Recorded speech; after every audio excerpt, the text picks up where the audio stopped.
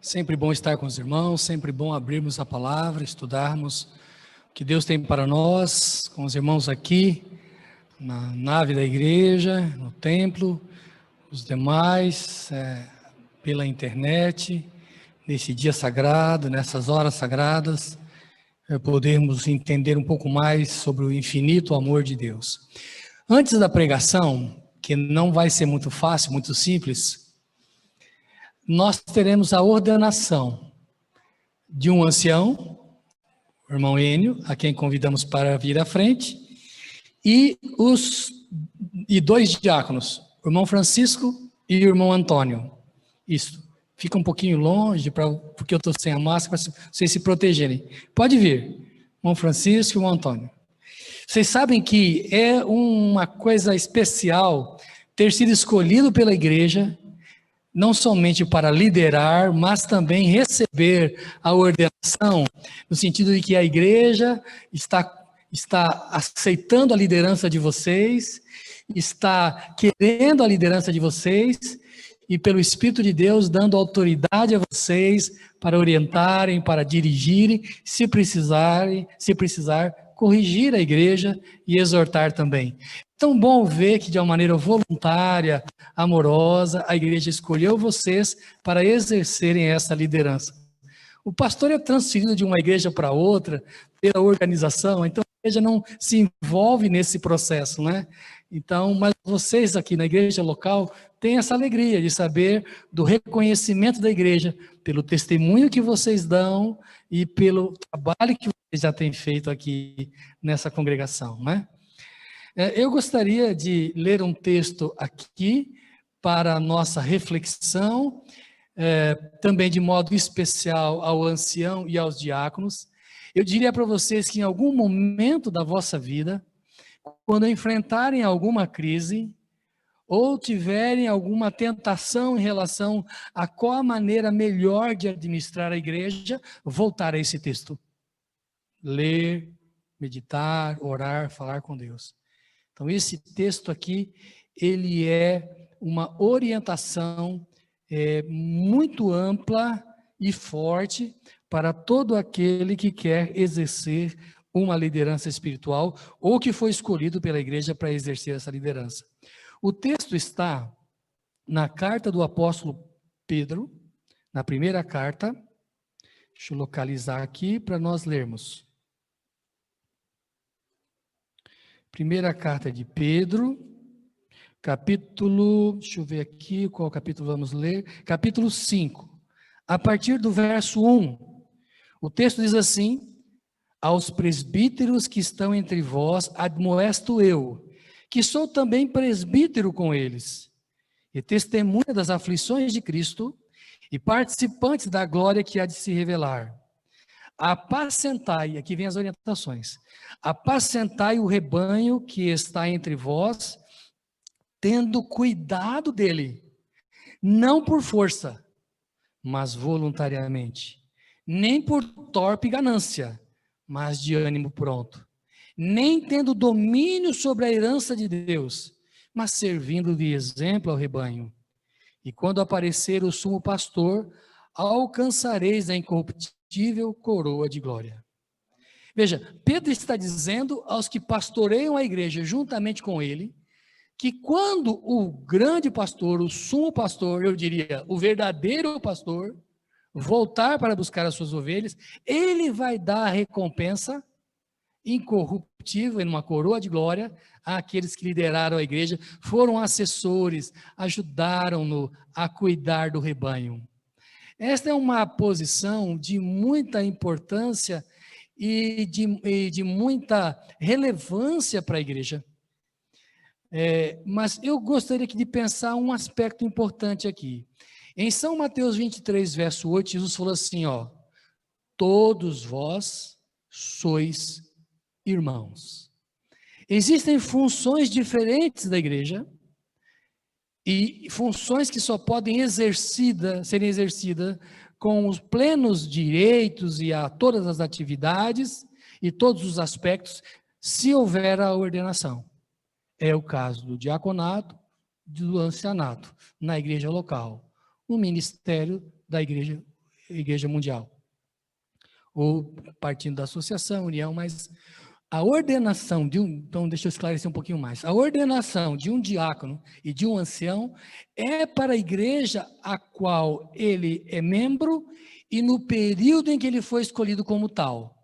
Se em um ano ele não foi escolhido para aquela atividade, não deixa de ter valor a sua ordenação, só que não exerce a função, certo?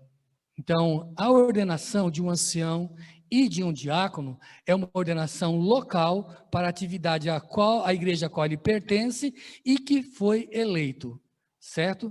A ordenação ministerial, ela já é uma ordenação mundial, onde precisar dos serviços da igreja. Então, a atividade de um diácono vai até um limite, do ancião é um pouco superior nas atividades eclesiásticas locais. Bom, mas independente dessas diferentes funções, vejam, são funções que merecem respeito. O apóstolo Paulo fala que é digno de duplicada estima aquele que exerce esse tipo de liderança, mas vejam, o fato de ser um líder religioso não significa que deixa de ser irmão das pessoas. É um irmão como os outros, pecador, dependente da graça de Cristo, mas que exerce uma função de liderança, de apoio, de exortação, que tem uma visão no crescimento da igreja espiritual, numérico, que é um conselheiro, mas não deixa de ser irmão. Bom, então aqui Pedro faz 3 referências. Eu gostaria que vocês se lembrassem delas sempre, durante toda a vida de vocês. Tem alguém já com mais experiência de vida, mas tem pessoas jovens aqui. E com o passar dos anos, a gente corre o risco de querer esquecer de certas orientações que a Bíblia dá. Então, as 3 que Pedro faz. Primeiro, seja voluntário.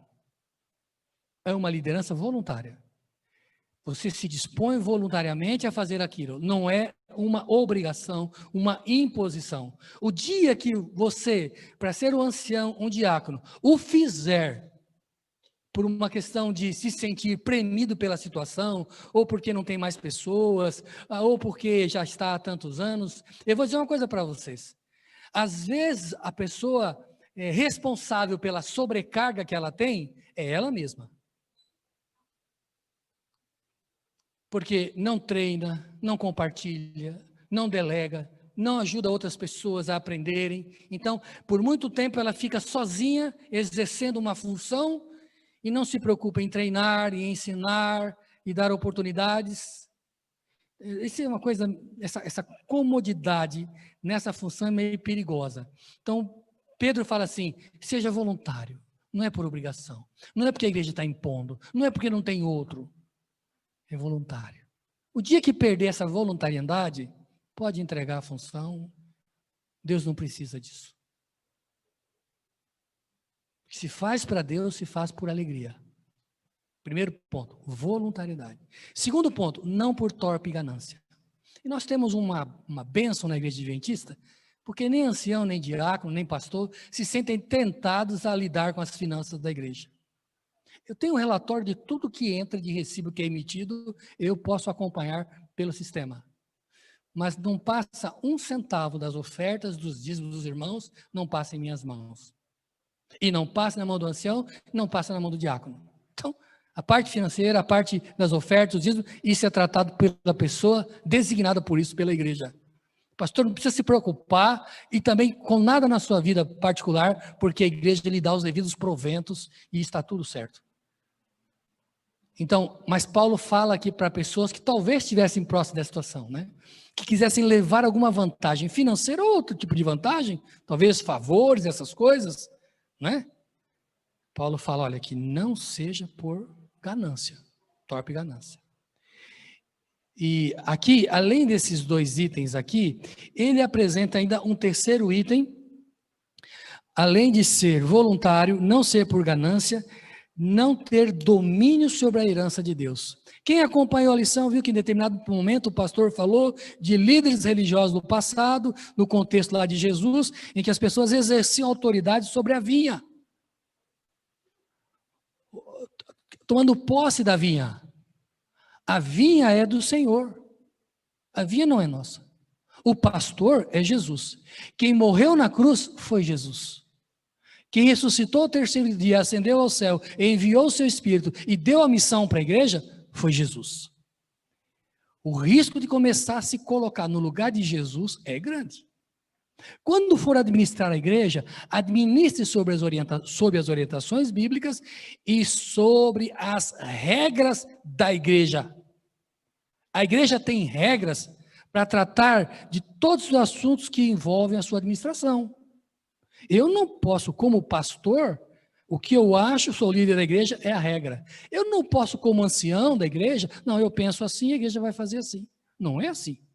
Nós estamos servindo localmente uma igreja com base administrativa nas regras estabelecidas pela própria igreja na sua conferência geral. Então nós precisamos sempre, como líderes, sermos humildes e saber que não sabemos tudo.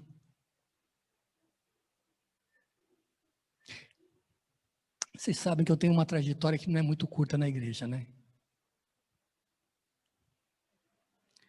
E às vezes eu vejo pessoas se posicionando de uma maneira, a liderança da igreja, que eu fico me perguntando, quem ensinou esse cabra a fazer assim? Porque não existe regra da igreja, a igreja não fala nada sobre aquilo, nas dezenas de conferências gerais que já existiram, nas reuniões quinquenais que a conferência geral tem, a igreja não trata disso, e ele está impondo um jugo sobre a igreja que é dele, é exclusivamente dele, não é da igreja. Isso não se pode fazer. Não se pode fazer. Por isso a humildade, o senso de que somos irmãos, de que não sabemos tudo, de que nossa liderança pode ser passageira, nos faz entender que quem dirige a igreja, o cabeça da igreja é Cristo. Mesmo exercendo liderança aqui, nós somos o corpo, nós não somos o cabeça da igreja. O cabeça é Cristo. E aí vem o sentido que eu quero apelar a todos. A comunhão com Deus, a busca espiritual, morrer para si mesmo, se entregar nas mãos de Cristo, perguntar para Cristo o que pode fazer de bem para a igreja. Em vez de ser uma pessoa que faz por obrigação, por ganância e que oprime a igreja, uma pessoa que faz voluntariamente, se doando para a igreja e tendo esse princípio da humildade. Não é, eu vou encerrar aqui, não é porque eu tenho problemas pessoais da minha infância, com a minha autoestima, e que eu preciso me sentir alguém, que eu tenho que ter alguém sob minha custódia. Eu não preciso disto. Eu não preciso estabelecer regras, impor minha vontade sobre as pessoas, como se fossem de Deus, porque eu tenho problema de autoestima. Cristo nos cura de tudo isto. Por fim, o princípio de liderança é, Jesus falou assim, no mundo as pessoas procuram ser o maior aí, oprimir, mas entre vós não será assim. Quem comanda seja como quem serve. Que lindo isso. E vou dizer para vocês, as grandes organizações mundiais e empresariais estão entendendo que princípios cristãos, nas corporações que têm fins lucrativos, estão entendendo que a verdadeira liderança, os CEOs da vida dessas empresas, estão entendendo que uma verdadeira liderança depende de ser humilde, de ouvir as pessoas, de tomar decisão em conjunto e seguir as regras e estar sempre aprendendo. Eles aprendem isso dos princípios cristãos, do temor do Senhor, que é o princípio da sabedoria. Eu peço a Deus que abençoe vocês, que essa igreja esteja cada dia mais feliz, cada dia mais enriquecida espiritualmente pela vossa liderança. Que a vossa liderança ajude a igreja a crescer, a prosperar, a ser feliz, a cumprir a missão. Que não seja uma igreja triste, oprimida, em que os irmãos não se sentem à vontade, às vezes nem para participar das atividades públicas da igreja. Bem, colocamos aqui 3 princípios que o apóstolo Pedro colocou. Por favor, se em algum momento você for tentado a fugir desses princípios aqui, volte a eles. Deus vai recompensar vocês pela sua obra. pelo que vocês fizerem, tá bom? Vamos fazer uma oração, nós vamos orar. Peço então aos 3 que se ajoelhem. O pastor vai primeiro fazer a ordenação do Enio. O irmão Aldair não pode estar conosco, vocês sabem, ele está ali em quarentena por alguns motivos e tal, certo? Então o pastor vai primeiro orar pelo irmão Enio, na ordenação dele como ancião, depois o pastor e o irmão Enio, então, vão ordenar o Francisco e o Antônio, tá bom? Peço aos irmãos apenas que acompanhem a oração com reverência. Bom? Pode aqui eu seguro, não tem problema. Acho que mesmo para o outro também não precisa, para você não correr mais riscos, tá? Porque daí, como você vai ajudar. Nosso Pai que estás nos céus, nesse momento eu imponho minha mão sobre o irmão Enio. Amém. Este jovem escolhido por ti para liderar a tua igreja aqui no José de Anchieta. Amém. Ó Senhor, que ele receba o teu Espírito a cada dia, que ele receba entendimento, sabedoria, para poder abençoar a sua igreja com orientações, com estímulos para a pregação do Evangelho e também para uma vida cristã de acordo com a tua vontade. Amém. Ó Senhor, que o Enio lidere a igreja, como o apóstolo Pedro mencionou, pelo exemplo. Amém. Que os irmãos possam olhar para a vida dele, para o lar dele, pela maneira de ser, pelas suas palavras, a igreja possa ser elevada espiritualmente e estimulada a te servir, ó Deus. Amém. Por favor, cuide dele, do seu lar, dá para ele cada dia um lar mais harmônico, mais feliz, para que assim, sem impedimento, ele possa exercer a sua função na sua igreja e com a autoridade conferida por aquele que observa a tua palavra. Amém. Abençoe a igreja, para que também tenha os ouvidos atentos para as suas orientações, para as instruções que ele possa trazer, tendo recebido do teu Espírito Santo. Amém. Ó Pai, que ele seja um homem em tuas mãos e que muitas pessoas venham aceitar a Jesus por causa do seu trabalho e seu esforço. Amém. Pedimos então, Senhor Deus, a unção do teu Espírito e como igreja autorizando-o a exercer essa função sagrada e sublime. Em nome de Jesus nós pedimos e agradecemos. Amém. Amém, Senhor. Então, vamos ficar aqui do lado. Você põe sua mão sobre ele e ele põe sobre esse. Nosso Pai que estás nos céus, agora impomos nossas mãos sobre o irmão Francisco e o irmão Antônio, da mesma forma, Senhor, rogando que o teu Espírito esteja presente na vida deles, que os ilumine ao tomar decisões para abençoar e cuidar da igreja. Ó Senhor, que estes homens possam usar os talentos que o Senhor deu, os dons, para serem uma bênção para a igreja. Desde aqueles pequeninos, as pessoas que estiverem fraquinhas, as que estiverem doentes, as que estiverem com problemas espirituais, até os demais, Senhor Deus, que a semelhança deles tenham já uma larga experiência espiritual. Ajude o Senhor Deus no exercício dessa liderança. Que eles tenham palavra de sabedoria, que eles saibam corrigir, orientar e ajudar a igreja. Que a igreja veja neles pessoas sempre dispostas a socorrer, a amparar e mostrar o caminho, Senhor.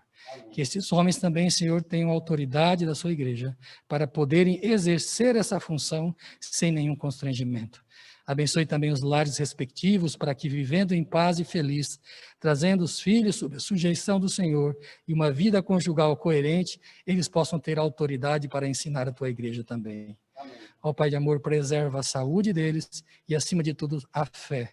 Que eles também sejam instrumentos em tuas mãos e que muitas pessoas aprendam de Jesus por meio das palavras e do testemunho dele, Senhor. Amém. Pedimos essa bênção, essa graça, essa ajuda, esse apoio para estes irmãos, para estes homens, bem como também, Senhor Deus, abençoe esta igreja, para que possa crescer em número e em espiritualidade.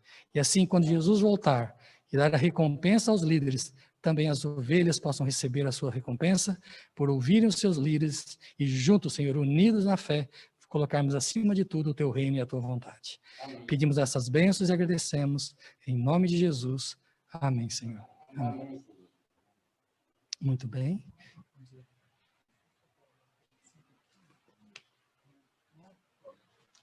Ô, gente, é tão difícil, né, falar de cumprimentar, né, porque essa história de pandemia, a coisa que eu posso fazer é dizer que Deus abençoe vocês. Uma alegria estar junto com vocês aqui, tá? Eu não vou chamar ninguém para vir aqui abraçar vocês, cumprimentar, porque aí a gente corre algum risco protocolar, tá bom? Que Deus abençoe vocês, tá? Eu poderia pensar em convidar a esposa para abraçar, mas daí ela abraça lá fora, tá bom? Que aí acabamos ficando todos muito próximos, né?